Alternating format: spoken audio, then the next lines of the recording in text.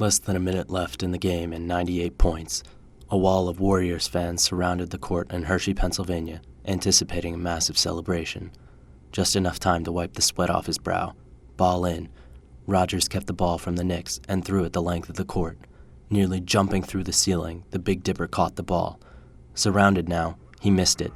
Luckenbill gets the rebound and passes it to the Dipper, in and out of the rim. Luckenbill grabs it again, this time passing it to Rucklick. The Dipper clears the lane and signals to Rucklick. Suspended in the air, the Dipper catches the ball in front of the basket with the Knicks below him. A dunk. Wilt Chamberlain did it. He scored 100 points.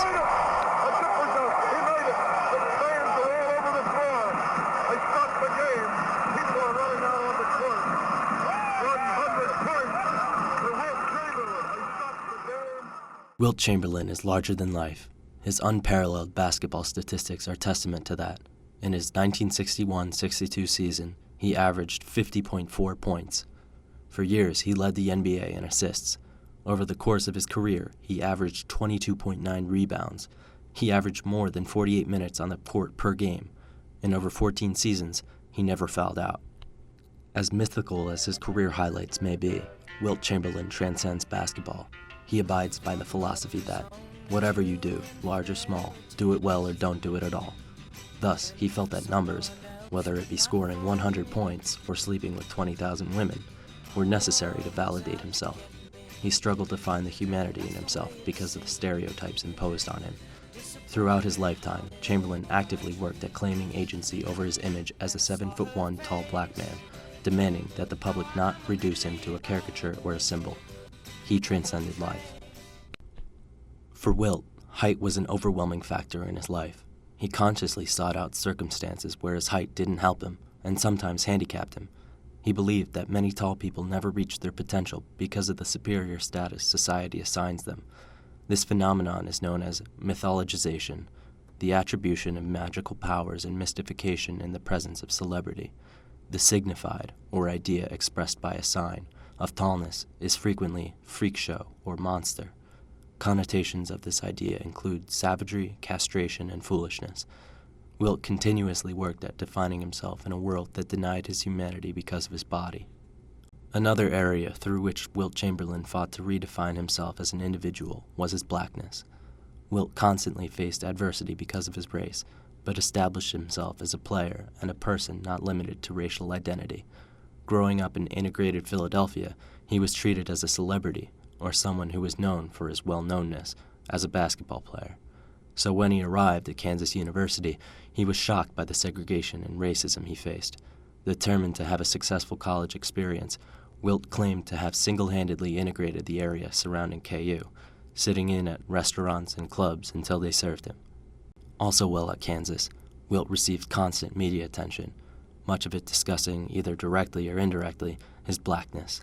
The media directed Wilt's celebrity image by recomposing time and space, constantly reinscribing him into whichever cultural context best fits the piece. In the wake of prophesizing that Wilt would bring KU to multiple national titles, the media scrutinized his performance using racial politics.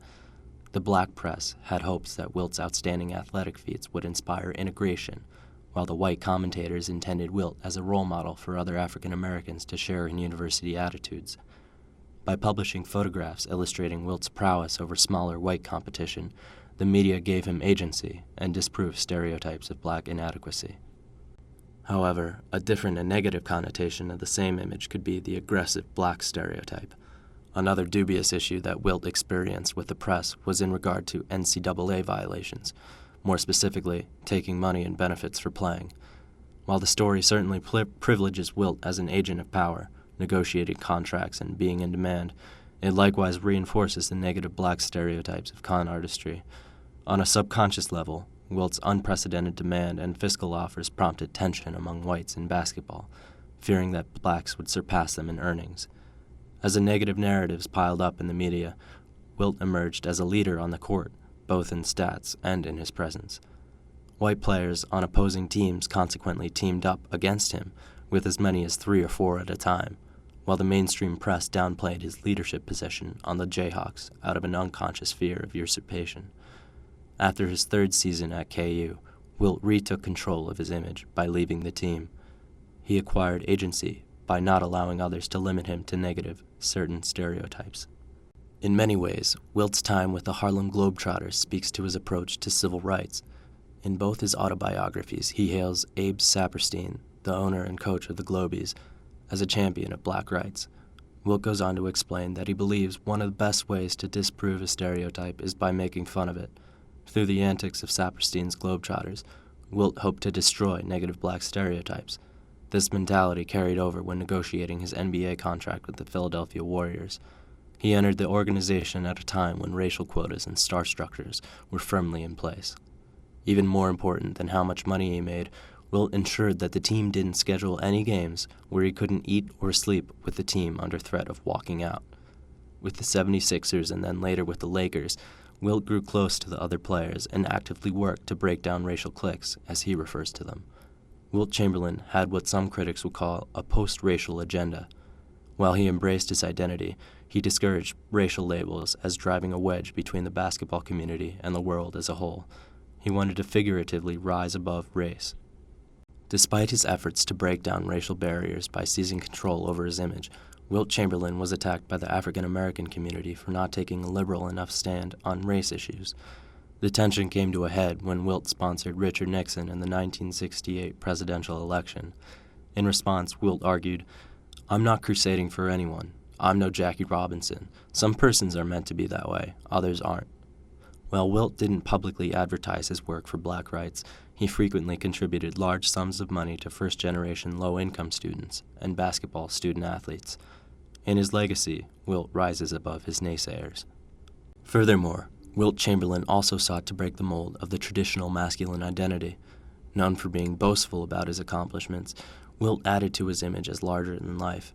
He attributed much of his success to his ability to concentrate on whatever it was he was trying to master, a skill he learned from his father. His competitive nature surfaced with his drive to beat everyone at their own game. He constantly pursued new goals, pushing himself athletically, redefining the role of the center in the NBA, and later taking up volleyball. And in life, like investing in businesses and breaking into Hollywood. Simply put, Wilt Chamberlain strove to be the best. That goal culminated in his championship with the Sixers in 1967 and the Lakers in 1972, including an MVP title. However, Wilt admitted to being unexpectedly funny, kind, and soft-spoken. Many of his close friends regarded him as a gentle giant and nicknamed him Dippy, or the Big Dipper. Although Wilt Chamberlain asserted his individual masculinity, he also contributed to pre-existing stereotypes.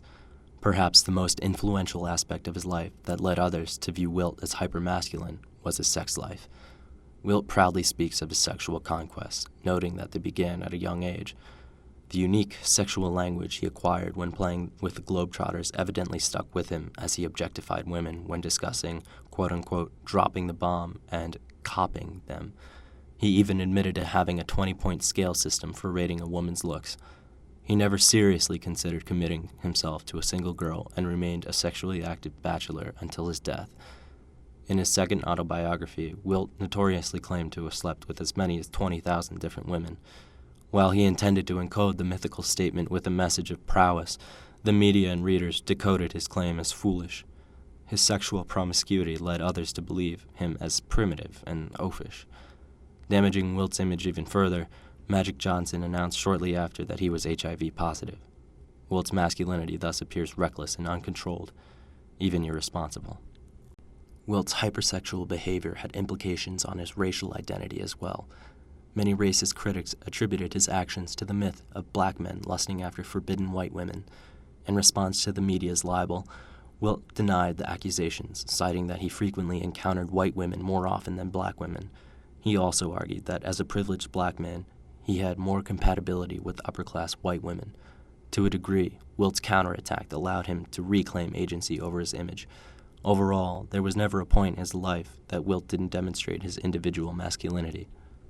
In his late life, Wilt Chamberlain fell from grace and suffered a downturn in an otherwise golden success story.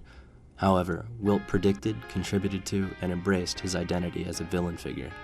He once said that, "Some athletes are chosen from the outset of their careers to be controversial, like me. I believe that this is a premeditated decision of the media.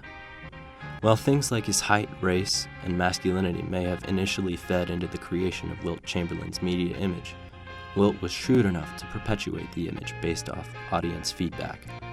People loved to watch Wilt do battle with players like Bill Russell with that image in mind. Wilt seized control over his identity and launched it to mythical status. His enigmatic personality and astronomical numbers on the court allowed him to come into his own, something larger than life. With the passage of time and the recent 50th anniversary of Wilt's 100-point game, his narrative becomes something almost heroic. Because he no longer poses a threat on the court, the media can extol Wilt as a champion for his achievements. Just as he changed basketball forever with his skill, Wilt Chamberlain undoubtedly affected the game, and sports in general, by breaking the mold with his height, race, and masculinity.